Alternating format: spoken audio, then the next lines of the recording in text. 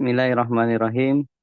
Assalamualaikum warahmatullahi wabarakatuh. Waalaikumsalam. Alhamdulillahirabbil alamin. Selamat sejahtera untuk kita semua yang terhormat kepada dosen pengampu Bapak Muhammad Sahwidan SEMM dan teman-teman kelompok 5 yang sudah bersedia akan mempresentasikan dan memaparkan terkait teori dari manajemen keuangan syariah dan transaksi dalam bisnis syariah.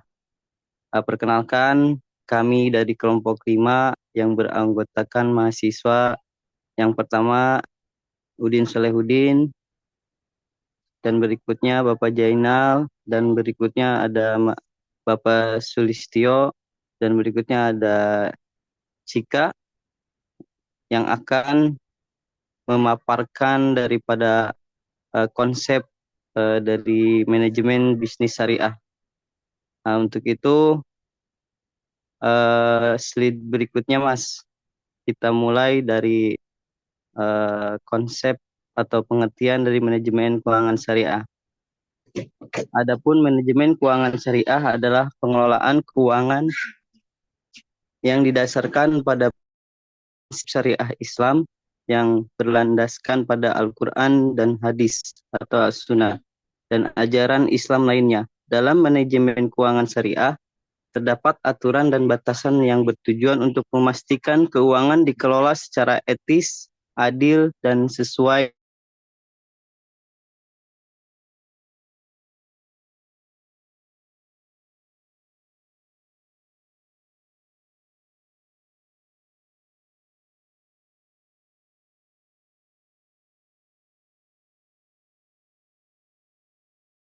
syariah dengan prinsip keuangan secara konvensional.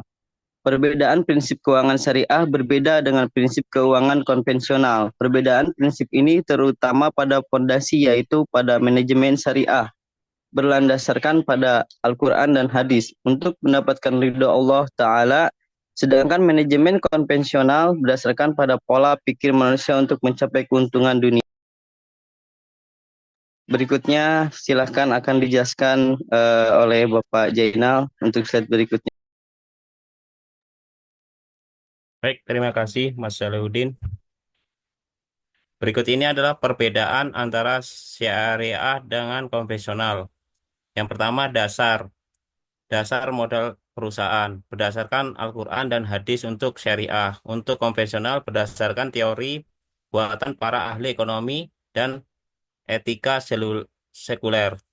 Modal perusahaan. Modal perusahaan terdiri dari modal material. Untuk konvensional, perusahaan hanya fisik, material, dan spiritual seperti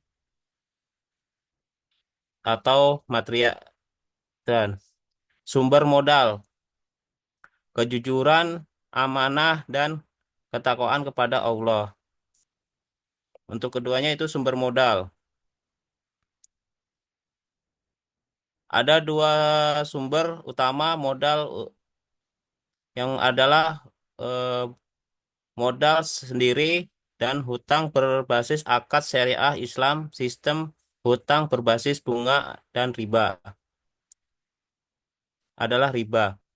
Yang untuk konvensional, sumber utama modal adalah modal sendiri dan hutang berbasis bunga. Investasi, saham. Untuk syariah, investasi saham hanya pada kegiatan usaha perusahaan yang dihalalkan dalam Islam. Untuk konvensional, investasi saham dapat dilakukan pada semua kegiatan usaha perusahaan, tidak memandang usaha yang diharamkan atau dalam Islam. Instrumen modal. Untuk syariah hanya memperbolehkan instrumen berbasis syariah di pasar modal dan uang. Untuk konvensional membolehkan semua transaksi instrumen modal di pasar modal dan uang. Short selling. Untuk syariah dilarang adanya short selling pada saham dan obligasi untuk mendapatkan keuntungan di bursa efek.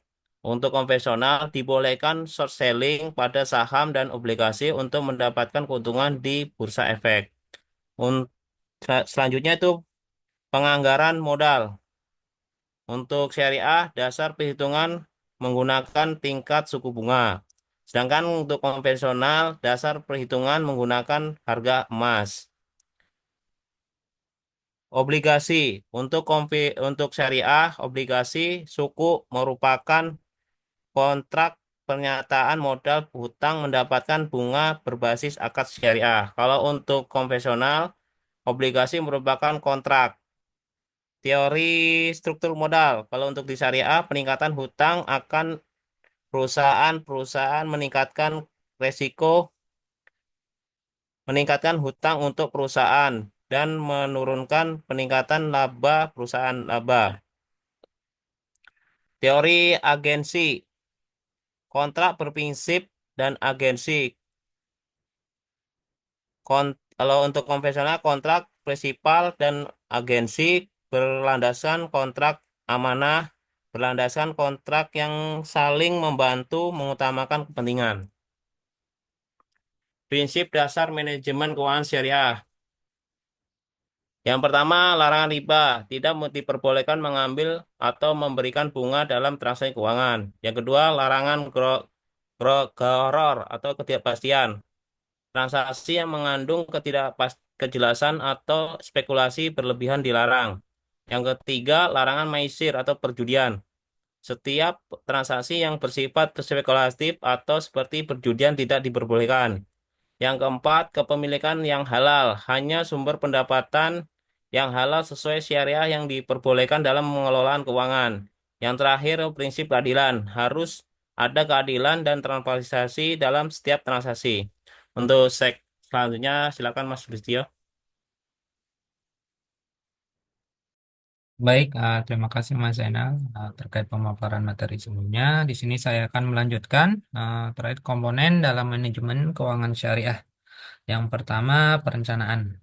Perencanaan keuangan syariah membuat anggaran berdasarkan kebutuhan, menghindari pemborosan dan memastikan alokasi dana ke sektor yang halal.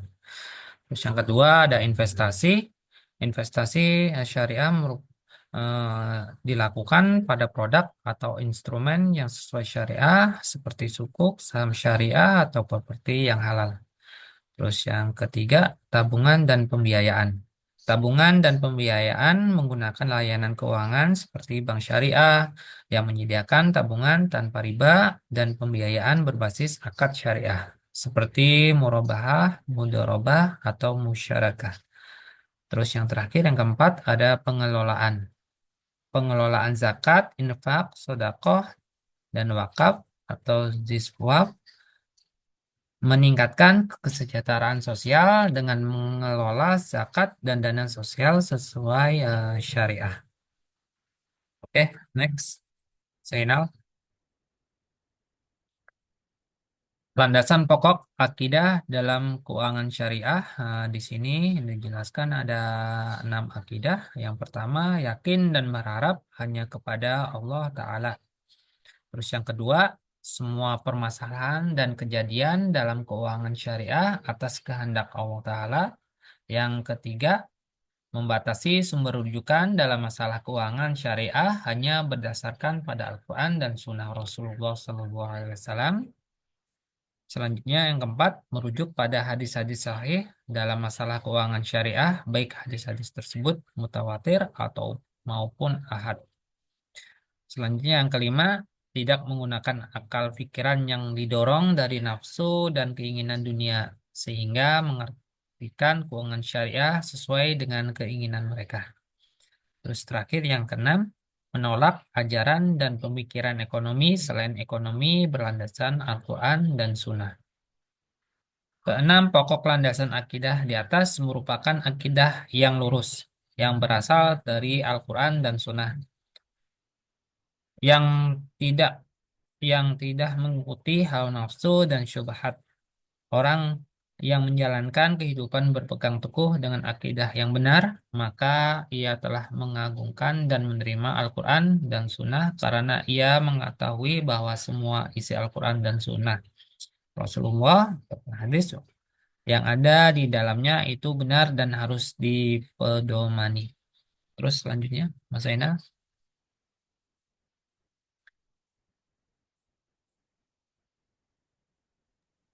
Baik, untuk selanjutnya bisa diteruskan kepada Cika.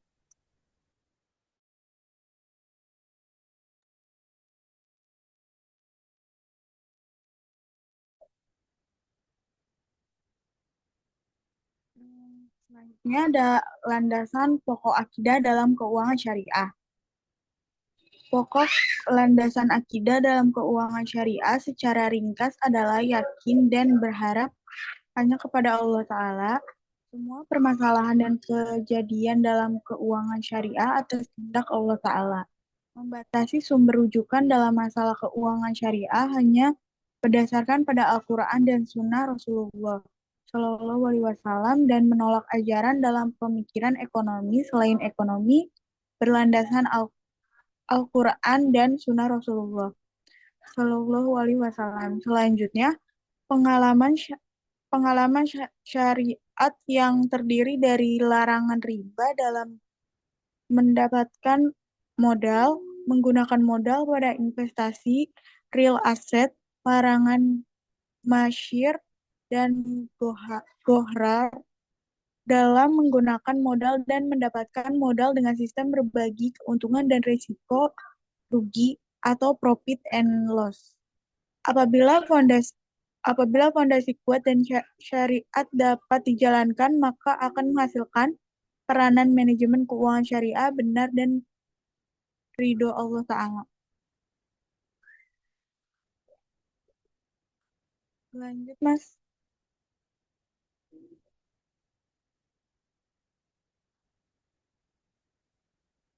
Penerapan transaksi ekonomi syariah dalam Islam. Transaksi ekonomi dalam Islam adalah perjanjian atau akad dalam bidang ekonomi. Dalam setiap transaksi ada beberapa prinsip dasar, asas-asas yang diterapkan syariah, yaitu setiap transaksi pada dasarnya mengikat orang atau pihak yang melakukan transaksi, kecuali apabila transaksi ini menyimpang dari hukum syariat.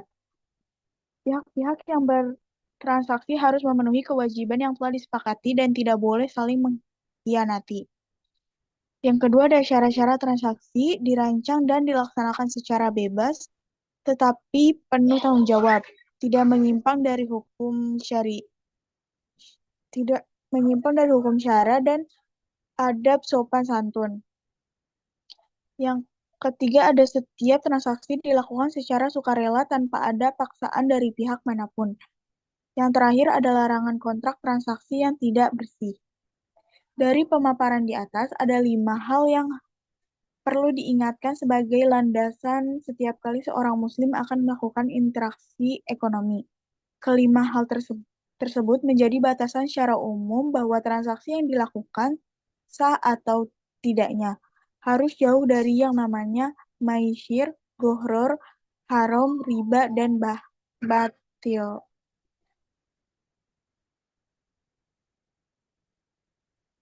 Prinsip-prinsip Islam dalam sistem keuangan yaitu kebebasan bertransaksi, namun harus didasari dengan prinsip suka sama suka dan tidak ada yang zalim. Dengan didasari dengan akad yang sah dan transaksi tidak boleh pada produk yang haram. Asas suka sama suka untuk melakukan kegiatan bisnis atau perniagaan sangat penting. Tidak ada unsur paksaan dalam hal ini yang dapat menimbulkan kerugian masing-masing. Yang kedua ada bebas dari masyir yaitu judi atau spekulatif yang berfungsi mengurangi konflik dalam sistem keuangan, gohror yaitu penipuan atau ketidakjelasan, riba pengambilan tambahan dengan cara batil. Yang ketiga ada bebas dari upaya mengendalikan, merekayasa dan memanipulasi harga. Yang keempat, semua orang berhak mendapatkan informasi yang berimbang, memadai, akurat agar bebas dari ketidaktahuan bertransaksi. Dan yang terakhir ada pihak-pihak yang bertransaksi harus mempertimbangkan kepentingan pihak ketiga yang mungkin dapat terganggu. Oleh karenanya, pihak ketiga diberikan hak atau pilihan. Akan tetapi, bagi seorang yang bertuhan atau beragama, dia menampakkan dengan ketajaman keyakinan yang dimilikinya bahwa di balik segala tenaga itu, walaupun pada lahirnya berupa materi, ada kekuatan gaib yang maha kuasa yang mengatur dan memutarbalikkan, dan hanya Allah Subhanahu wa Ta'ala yang menguasai dan memilikinya.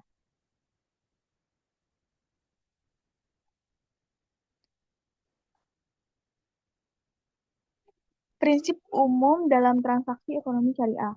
Kemudian, prinsip-prinsip umum dalam ekonomi syariah harus ada ta'awun atau tolong-menolong, niat atau itikat baik, al-muwanah atau kemitraan, dan adanya kepastian hukum.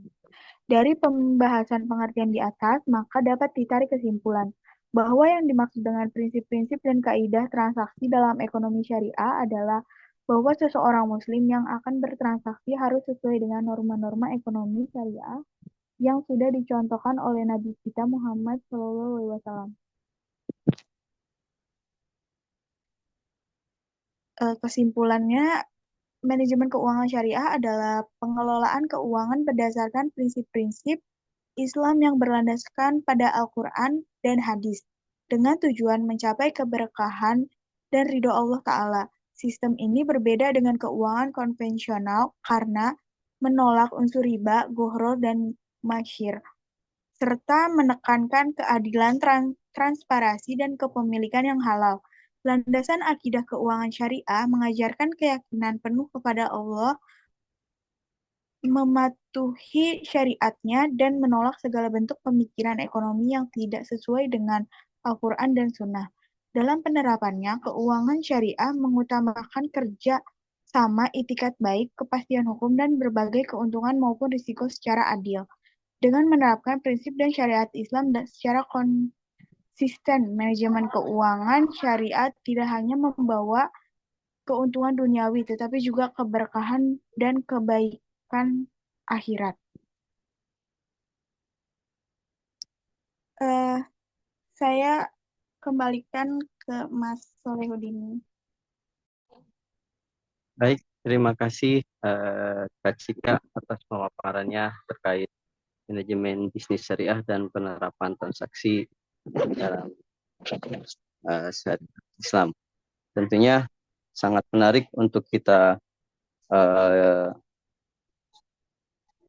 jelaskan dan kita paparkan, dan semoga bermanfaat bagi yang menyimaknya, karena ini sangat penting dari dua sudut pandang yang memang berbeda dari segi syariah dan segi konvensional, yang ditekankan yang berorientasi pada keduanya yang berbeda, masing-masing memiliki sudut pandang yang berbeda. Yang perlu diketahui, untuk bisnis syariah ini berlandaskan pada norma-norma atau etika yang agama Islam tekankan melalui Al-Quran dan As-Sunnah. Berikut ini ada review jurnal manajemen bisnis syariah yang kita ambil, kita kutip sebagai tambahan referensi pemaparan yang kita jelaskan sebelumnya. Mungkin bisa direview oleh Bapak Jainal, silakan. Baik, terima kasih Mas Saludin. Yang pertama itu review jurnal manajemen bisnis syariah. Judul Manajemen Keuangan Syariah Berdasarkan Perspektif Teori Hamdi.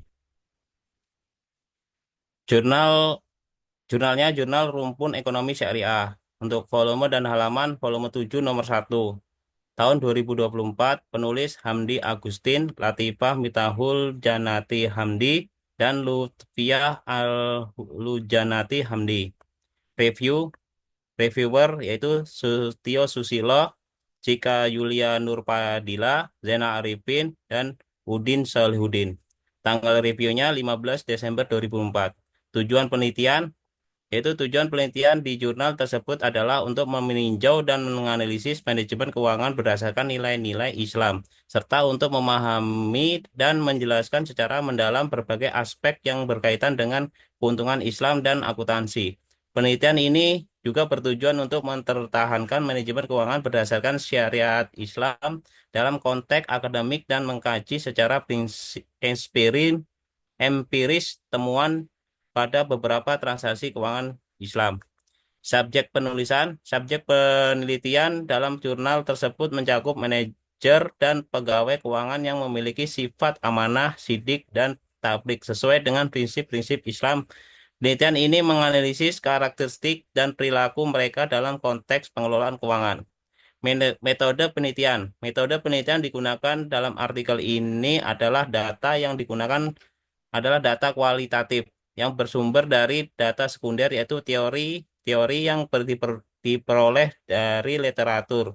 Pengumpulan data dilakukan melalui metode dokumentasi dengan cara mengumpulkan, mencatat, dan mengkaji data sekunder, serta menggunakan studi kepustakaan untuk mempelajari dan mengidentifikasikan hal-hal yang sudah ada dan yang belum ada dalam jurnal atau karya ilmiah terkait.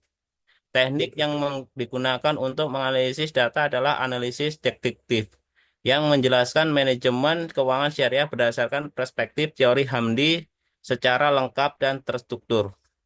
Hasil penelitian menunjukkan bahwa manajemen keuangan syariah berfokus pada pencapaian keadilan sosial dan alokasi modal yang bertanggung jawab. Penelitian juga menemukan bahwa banyak literatur sebelumnya hanya membahas aspek ekonomi dan instrumen keuangan. Sementara penelitian ini mendalami prinsip-prinsip Islam yang mempengaruhi keputusan keuangan dan investasi. Selain itu, ditemukan bahwa karakteristik manajer keuangan yang ideal mencakup sifat amanah, sidik, dan tablik. Untuk jurnal berikutnya yaitu review jurnal manajemen syariah yang judulnya Prinsip-prinsip dan Kaidah Transaksi dalam Ekonomi Syariah. Jurnal Jurnal Hukum Ekonomi Syariah. Untuk volume dan halaman Vol 1 nomor 02 2023 tahun 2003.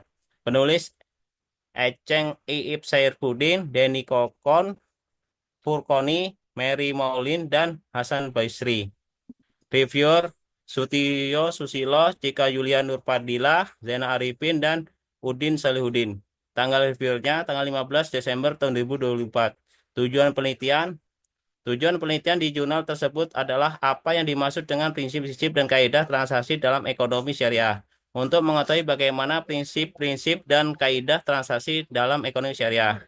Subjek penelitian dalam jurnal tersebut berdasarkan konteks subjek penelitian berkaitan dengan prinsip-prinsip dan kaidah transaksi dalam ekonomi syariah serta peran pemerintah dalam sistem keuangan Islam. Metode penelitian yang digunakan dalam penelitian ini adalah metode library research atau book survey. Metode library research adalah teknik pengumpulan data yang dilakukan di lapangan perpustakaan dengan didasarkan atas pembacaan terhadap bahwa beberapa literatur yang memiliki informasi serta referensi dengan topik penelitian. Hasil penelitian, jurnal ini tidak menyajikan hasil penelitian secara perinci dalam teks yang diberikan, namun terdapat kesimpulan bahwa peran pemerintah dalam sistem keuangan Islam masih kurang dan setengah hati. Ini berkaitan dengan peningkatan dan perkembangan perbankan dalam sistem tersebut. Demikian review jurnal manajemen syariah. Saya serahkan ke Mas Salihuddin. Silakan Mas Salihuddin. Baik, terima kasih Pak Jainal atas reviewnya kedua jurnal yang sebagai referensi pada presentasi kita tentang terkait materi manajemen bisnis syariah dan transaksi dalam bisnis syariah. Terima kasih kepada pihak yang mendukung sampai detik ini.